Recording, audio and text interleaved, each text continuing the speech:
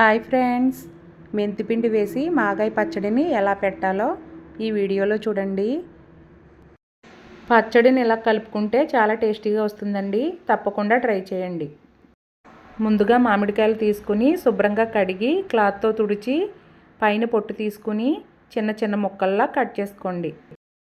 ఎండలో ఒక క్లాత్ వేసుకుని మామిడికాయ ముక్కల్ని క్లాత్పై వేసి పలుచగా ఎండబెట్టండి. ఎండబెట్టి అలా వదిలేయకూడదండి. గంటకి కలుపుకుంటూ ఉండాలి. అలా కలపకపోతే క్లాత్కి మామిడికాయ ముక్కలు అంటుకుపోతాయండి. తర్వాత ఒక పళ్ళెం తీసుకుని అందులో 10 గ్లాసులు మామిడికాయ ముక్కలు వేసుకోండి. తర్వాత అందులో కళ్ళుప్పుని ఎండబెట్టి మెత్తగా మిక్సీ పట్టుకుని గ్లాసుంపావు వేసుకోండి. తర్వాత అందులో గ్లాసున్నర కారం వేసుకోండి. కారం కన్నా సాల్ట్ని ఒక పావు గ్లాసు తక్కువగానే వేసుకోవాలి. తర్వాత సన్నగా తురిమి 1 గంట ఎండలో పెట్టిన బెల్లాన్ని 1 గ్లాసుడు వేసుకోండి. తీపి ఇష్టపడే వాళ్ళు గ్లాసున్నర వరకు బెల్లం వేసుకోవచ్చండి. తర్వాత అందులో ఒక 5 స్పూన్లు మెంతిపిండి, పొట్టు తీసుకున్న వెల్లుల్లి రెబ్బలు,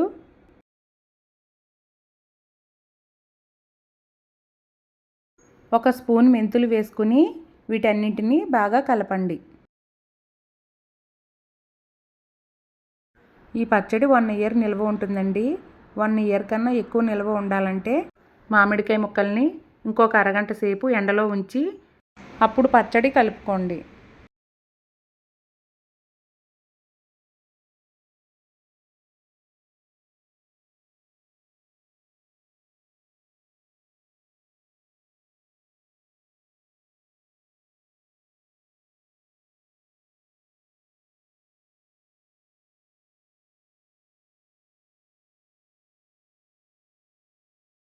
ఇలా మనం వేసుకున్న పదార్థాలు ముక్కలకు పట్టేలా అడుగు నుంచి పైకి బాగా కలపండి. తర్వాత అందులో 1 గ్లాసు వేరుశనగ నూనె తీసుకుని కొద్దిగా నూనె వేసుకుంటూ పచ్చడిని కలుపుకోండి.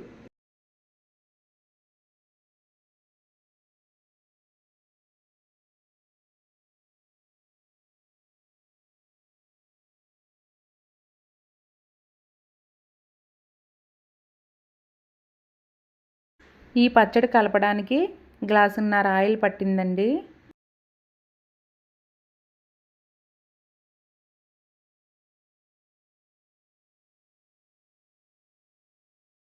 ఇలా కలుపుకున్న తర్వాత ఒక జాడీ కానీ ప్లాస్టిక్ డబ్బా కానీ తీసుకుని అందులో అడుగున కొద్దిగా ఆయిల్ వేసుకోండి.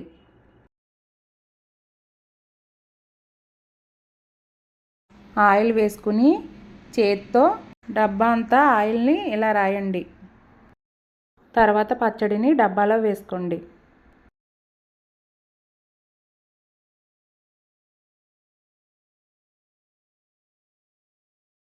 పచ్చడి మొత్తం వేసుకున్న తర్వాత చేత్తో ఇలా అనుకుని డబ్బా మూత పెట్టి పచ్చడిని కలిపిన రోజు 2వ రోజు ఉంచి 3వ రోజున పచ్చడిని తిరగకలపండి.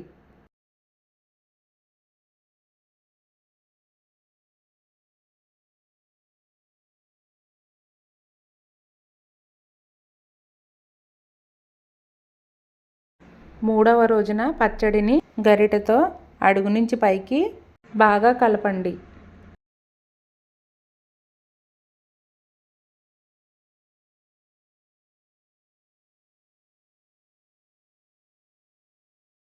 ఇలా కలుపుకున్న తర్వాత అందులో ఒక 1/2 గ్లాసు ఆయిల్ వేసుకోండి. ఆయిల్ వేసుకుని గరిటెతో పచ్చడిని బాగా కలపండి. ఎంతో టేస్టీగా ఉండే మెంతిపిండితో చేసిన మాగాయ పచ్చడి అయితే రెడీ అయిపోయిందండి.